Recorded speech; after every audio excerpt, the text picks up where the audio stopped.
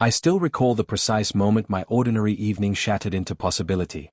It was nearly midnight, a time when the city's noise softened to a low hum and most souls sought the solace of sleep.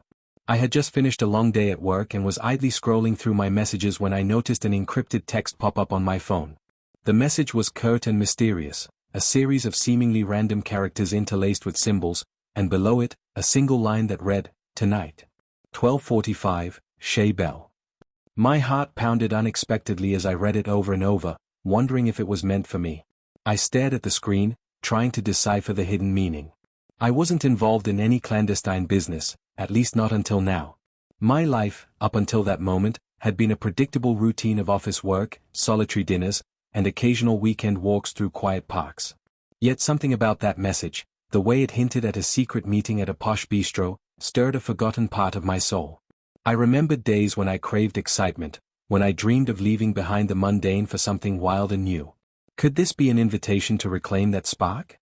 The text was accompanied by an odd receipt that had arrived via email earlier that day. I had almost dismissed it as a billing error. The receipt detailed a charge at a luxurious hotel restaurant I'd never visited, a charge that even carried the cryptic note "Rendezvous confirmed." At first, I thought it was a mistake, a misdirected payment or a clerical error. But now, the two messages together formed a pattern. Encrypted text and odd receipt, they spoke the same language of secrecy. I hesitated, fingers hovering over my phone. The message was brief, but its urgency was palpable. After a deep, steadying breath, I typed a short reply, a simple "okay," and hit send. In that moment, my life began to shift. I closed my eyes and imagined a posh bistro bathed in the soft glow of neon, where strangers exchanged secret glances over midnight wine. I did not yet know what lay ahead, but I sensed that my carefully ordered existence was about to be forever altered. The hours ticked by slowly as I wrestled with a mixture of excitement and trepidation. I paced in my small apartment, each step echoing my inner turmoil. I had spent so long burying my desire for mystery and passion beneath layers of routine and responsibility. Now, every fiber of my being vibrated with anticipation. The encrypted text and the peculiar receipt were like keys to a door I had always wanted to open. I rifled through my purse, finding a faded photograph of a younger me, one who had once danced in rainstorms and written poetry on scraps of paper. I remembered the woman I used to be, bold, unafraid, and hungry for adventure. 4 years, the pressures of adulthood had tamed that wild spirit. But tonight, something was stirring. I resolved that I would go to Shea Bell, the bistro mentioned in the message, even if I knew not what I would find there. I dialed a taxi. As I sat in the back seat, my mind replayed every detail of the encrypted text. The message was so cryptic yet so compelling. Who could have sent it? Was it an old friend trying to reconnect, or perhaps a stranger who recognized something in me I had long forgotten? My thoughts spiraled into a whirlwind of possibilities. I wondered if this meeting might be a trap or an elaborate joke. But in the back of my mind, I felt a spark of defiant hope, an urge to reclaim the magic of spontaneity. The taxi's engine hummed softly as we wound through the city streets. Outside, the night was alive with shimmering lights and quiet secrets. I could feel the pulse of the urban landscape as if it were urging me onward. Every street corner seemed to hold a promise of something extraordinary, a hidden speakeasy, a midnight art show, the thrill of the unknown. Tonight, I would follow that promise. The posh bistro, Shea Bell, stood at the intersection of elegance and mystery. Its facade was modern yet warmly inviting, with large windows that framed softly lit interiors. I paused for a moment outside, taking in the sight. There was an understated grandeur to the place, subtle golden lights, the murmur of a jazz tune from within, and a discreet sign that read simply Shea Bell in cursive. It was a stark contrast to the grey routine of my daily commute. I pushed open the door and was immediately enveloped by the aroma of roasted spices and fresh herbs. The dining room was dimly lit, its atmosphere both intimate and electric. Every table was adorned with a small vase of fresh flowers and flickering candles that cast dancing shadows on the walls. I was guided to a secluded table near a window, one that offered a view of the quiet street outside and a sense of privacy that I hadn't experienced in years. As I sat down, my heart still pounding with adrenaline, I scanned the room for any sign of my mysterious contact. I saw other patrons, couples engaged in hushed conversation, a lone figure scribbling in a notebook, and a waiter moving gracefully between tables. Yet, no one seemed to beckon me. I pulled out my phone and reread the encrypted text, hoping for another clue. The message had been brief, but now it seemed to throb in my memory like an incantation. Tonight. 12:45, Shea Bell. It was almost as if the bistro itself were speaking to me. I ordered a glass of red wine, its deep, rich color mirroring the intensity of my emotions, and settled in. I couldn't shake the feeling that every element of the night was orchestrated to awaken something inside me. In that moment, I was no longer the cautious woman who had spent years avoiding risk. I was a seeker of secrets, ready to embrace whatever fate had in store. Just as the clock neared 12:45, my phone vibrated softly on the table. I glanced at the screen and found another encrypted message waiting for me. This one was even more puzzling than the first, a string of letters and numbers interlaced with symbols, ending with a single word, confirm. My pulse quickened as I realized that this was not a mere notification, it was a coded instruction. I typed back a simple yes and hit send, feeling as if I were stepping into a world of spies and hidden alliances. For a few tense moments, the only sound was the soft clink of cutlery and the distant murmur of conversations in the bistro. Then, a reply came through, follow the receipt. Attached to the message was a scanned image of an odd receipt, a receipt from a local flower shop that I did not remember visiting, with the words "for you" at midnight printed in elegant script. The oddity of it all struck me, encrypted texts and cryptic receipts, all confirming a secret rendezvous. It was as though my life had become a labyrinth of coded signals. I realized that I was at the center of a mystery that I had never consciously sought, but that my heart, deep within, had longed for all along. I felt a rush of determination to uncover the truth. Was this simply an elaborate game, or was it a message meant specifically for me? I slid the receipt into my purse and glanced around the bistro. My eyes landed on a woman sitting alone at a corner table, her gaze hidden behind dark sunglasses even in the dim light. Something about her seemed to hint at knowledge beyond the ordinary. For a moment, I wondered if she might be part of this secret network. But as quickly as the thought came, I dismissed it. This was about me, and the rendezvous was meant to change my life. I took another sip of wine and allowed the cool liquid to steady my nerves. I knew that soon, the next step in this intricate puzzle would reveal itself, and I was determined to follow every clue, no matter how mysterious. When the clock finally struck midnight, the bistro's ambience shifted subtly. The chatter became softer, more deliberate, as if every patron sensed that something extraordinary was about to happen. I discreetly slipped out of my seat and moved toward the door, receipt in hand. My heart hammered in my chest as I stepped into the cool night air. Outside, the city was transformed. The street was bathed in silver from the moon, and the neon signs of nearby shops flickered like distant stars. I walked briskly toward the location indicated on the receipt, the address of the flower shop, now illuminated by the gentle glow of street lamps. It was a short walk, yet each step felt laden with destiny. Arriving at the flower shop, I paused before the glass door. The shop was small and unassuming, a stark contrast to the grandeur of Shea Bell. Its window display was simple, vases of fresh blooms arranged with care. I pushed open the door and was greeted by the scent of roses and lilacs. Behind the counter stood a man in a crisp white shirt and dark trousers, his expression calm and expectant. "Good evening," he said in a soft, measured tone. I hesitated, then replied, "I received this receipt. I'm here to confirm." I held up the receipt, and he nodded, a slight smile curving his lips. "Follow me," he said, and led me to the back of the shop through a narrow corridor. At the end was a small door that opened into a private courtyard. In the courtyard, the atmosphere was intimate, a few wrought iron tables, softly lit by hidden lamps, and a gentle fountain murmuring in the background. In one corner of the courtyard, a lone table was set with 2 chairs and a single candle burning brightly. I sat down, my hands trembling slightly, as the man took the seat opposite me. For several long minutes, we simply looked at each other in silence. Then he spoke, "I have sent you these messages because I believe you understand the language of secrets. I am Lucien." His voice was gentle but filled with an intensity that immediately drew me in. I searched his eyes, feeling a mixture of recognition and mystery. "And you have arranged this rendezvous?" I asked softly. He nodded. "Yes. For too long, I have hidden my true self. I have used encrypted texts and odd receipts to connect with someone who, like me, seeks to break free from the mundane. Tonight, I wish to show you that you are not alone in your secret longings." I felt my heart swell with emotions I could barely name, fear, desire, liberation, and a deep, stirring hope. In that moment, everything around me receded until there was only Lucien and the promise of a future that defied the rules of everyday life.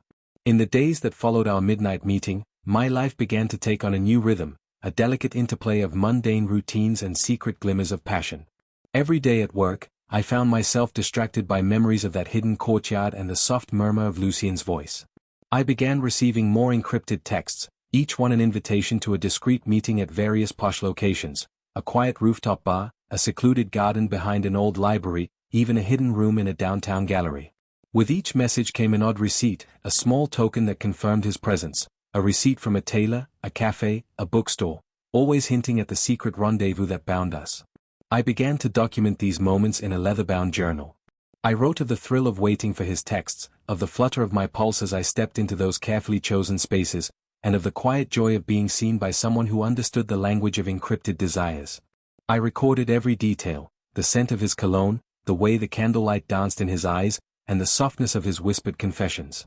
Yet, as I immersed myself in this newfound world, questions began to surface. Who was Lucien really?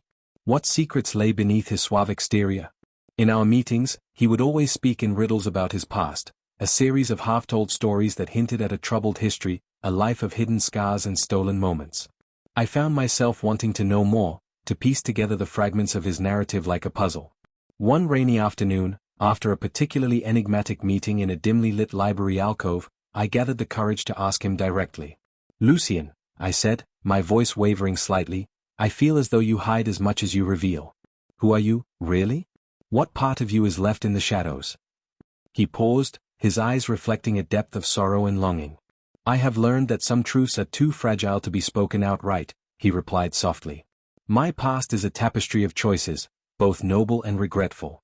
I have chosen to keep those pieces hidden to protect what remains beautiful in the present. I do not wish to burden you with the entirety of my history, but know this: every secret I guard is a piece of the man who longs to be free." His words left me both comforted and yearning.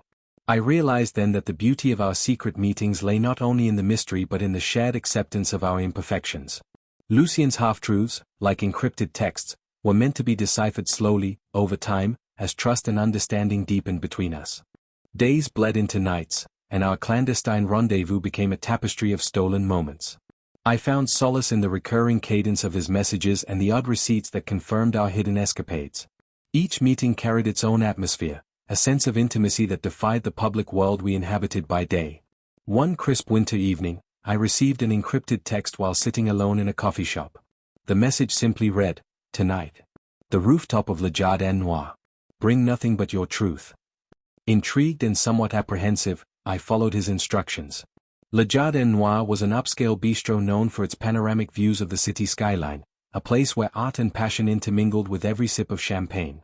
I arrived there after midnight, the wind biting softly at my cheeks. The rooftop was nearly deserted, lit only by the twinkling lights of the distant city and the gentle glow of strategically placed lanterns. I took a seat at a table set for two and waited. Before long, Lucien appeared, a silhouette against the shimmering urban backdrop. As he approached, I could see the raw emotion in his eyes, a mix of vulnerability and determination. That night, beneath the stars and the city's quiet hum, we shared more than just words. We bared our truths, painful memories, hopes for redemption, and the secret dreams that we had kept locked away for far too long. I listened as he recounted the loss of a love long past, a betrayal that had led him to retreat into the world of encrypted messages and midnight meetings. In turn, I revealed my own quiet rebellions, a desire to escape a life predetermined by duty, to reclaim a part of me that had been lost amid the monotony of routine. It was in these moments that I realized how deeply our lives were intertwined by secrets and the unspoken promise of change.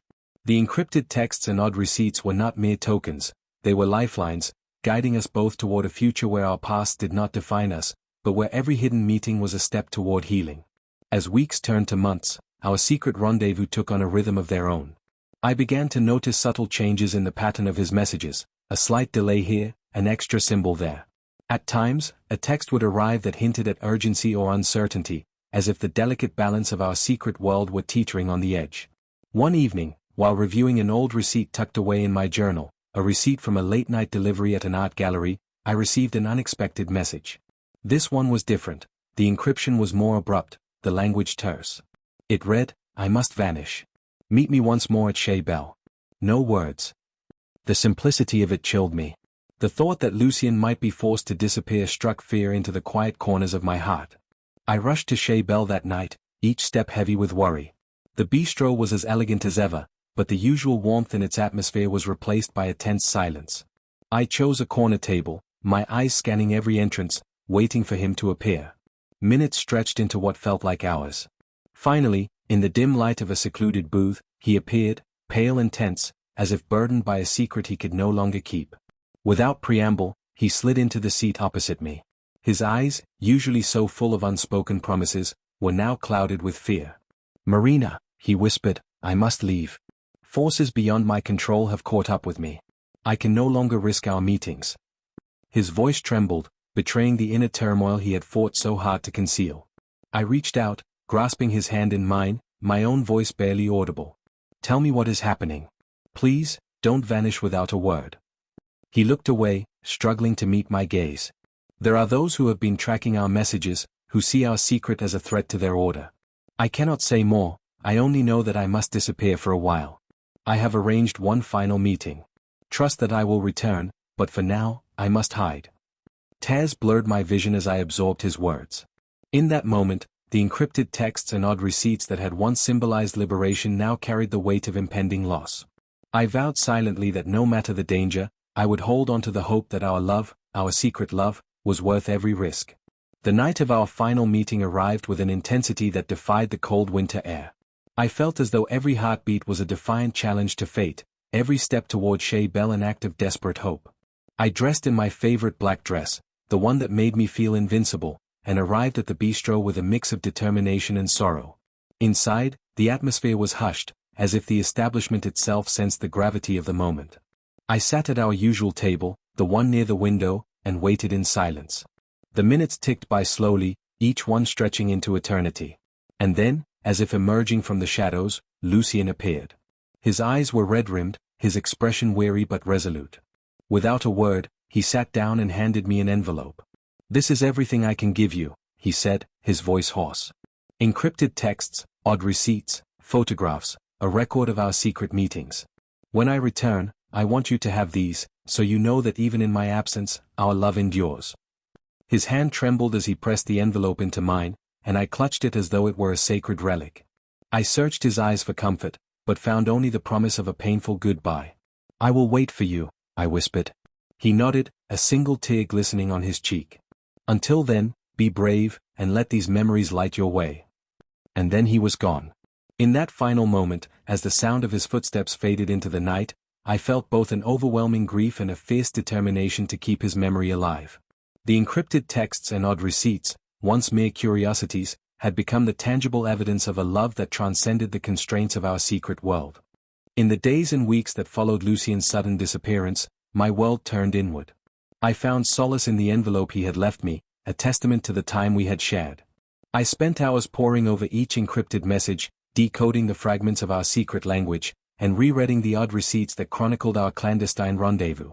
They were my only connection to him, the only proof that our love had ever been real.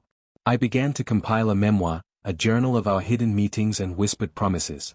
Every detail was recorded with painstaking care, the soft murmur of voices in a posh bistro after midnight, the thrill of deciphering a coded text, the bittersweet taste of champagne shared in secret.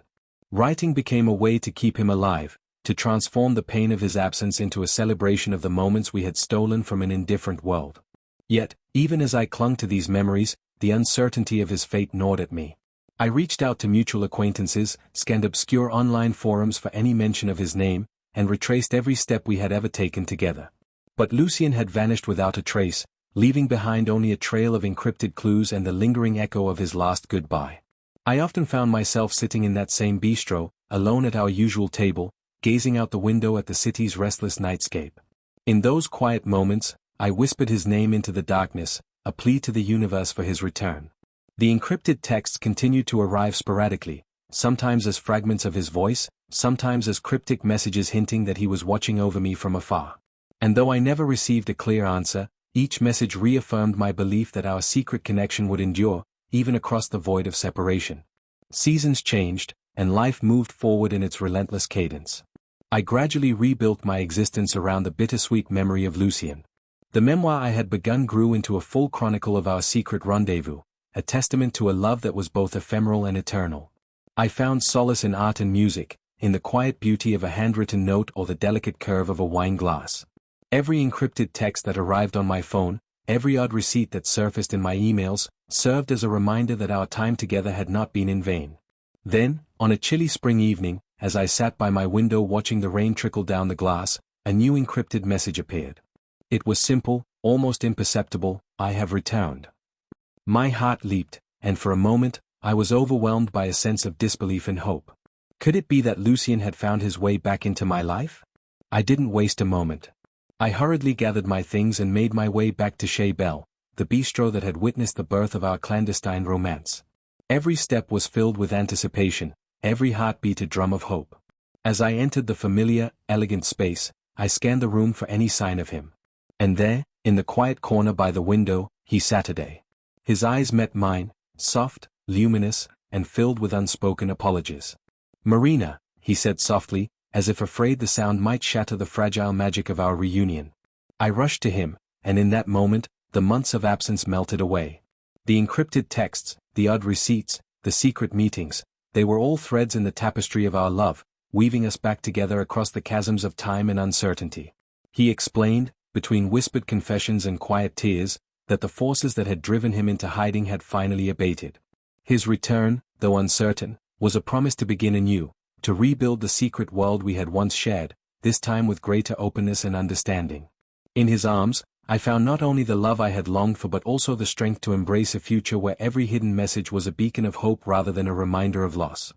With Lucien's return, the encrypted texts and odd receipts took on a new meaning.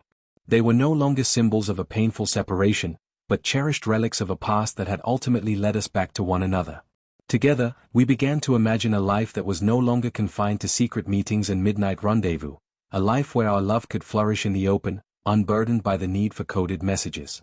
We started small. We met in daylight, in cozy cafes and bustling parks, gradually weaving our secret world into the fabric of a shared future. I continued to document our journey in my journal, not as a record of hidden escapades but as a celebration of our growth. Every page was filled with hope, every word a declaration of our resilience. The mysterious receipts and encrypted texts remained, a reminder of the long, winding road that had brought us together, and a symbol of the secret language we had once spoken in whispers. There were challenges, of course. The world we inhabited was not always kind to those who dared to love unconventionally. Yet, in the quiet moments, when Lucien and I sat together under the soft glow of a street lamp or when we shared a knowing smile across a crowded room, we found strength. We realized that our story was not defined by the secrecy of our meetings, but by the honesty of our hearts. In time, we began to share our journey with a select few, others who understood that love, no matter how hidden or encrypted, was a force that could transform lives. We organized discreet gatherings, open-air concerts, intimate art shows, quiet poetry readings, in which the language of our secret romance was celebrated, not hidden. Our memoir, once a private testament to stolen moments, became a collection of stories that inspired others to seek beauty in the unexpected. I often think back to that fateful night when an encrypted text and an odd receipt set me on a path of mystery and transformation. That night, I had taken a chance, stepping out of a life that had grown too predictable and embracing the wild, unpredictable pulse of passion. And though the path was fraught with uncertainty, every moment was a reminder that our deepest truths are sometimes hidden in the spaces between words. Now, years later, I sit at my favorite table in a sunlit corner of a bustling bistro, no longer a secret rendezvous, but a place where I meet friends and share stories openly. The encrypted texts and odd receipts are archived in a leather-bound journal, pages filled with memories of a time when every midnight meeting was an act of rebellion and every secret message a lifeline to a forgotten self. I have learned that our lives are composed of many layers, the seen and the unseen, the spoken and the encrypted. Love, I have come to understand, is not meant to be hidden away like a treasure locked in a safe. It is meant to be shared, celebrated, and sometimes, even broadcast for the world to see. Yet the magic of those early, secret encounters will always be a part of me, a reminder that even in the quietest moments, life can surprise you with a secret rendezvous that changes everything. Lucien and I now build our days in the light, cherishing the lessons of our past and the hope of a future unburdened by secrets. Our journey taught me that even the most mysterious signals can lead to a truth worth uncovering, and that sometimes, the greatest escapes are not from the world, but from the confines of our own fears. As I raise my glass to the promise of tomorrow, I remember that encrypted text that changed my life, the odd receipt that confirmed my destiny, and every secret meeting that wove the tapestry of my reborn self. And I smile, knowing that in a world where every detail can be deciphered, the most important parts of our story remain beautifully unencrypted in the hearts of those who dare to love.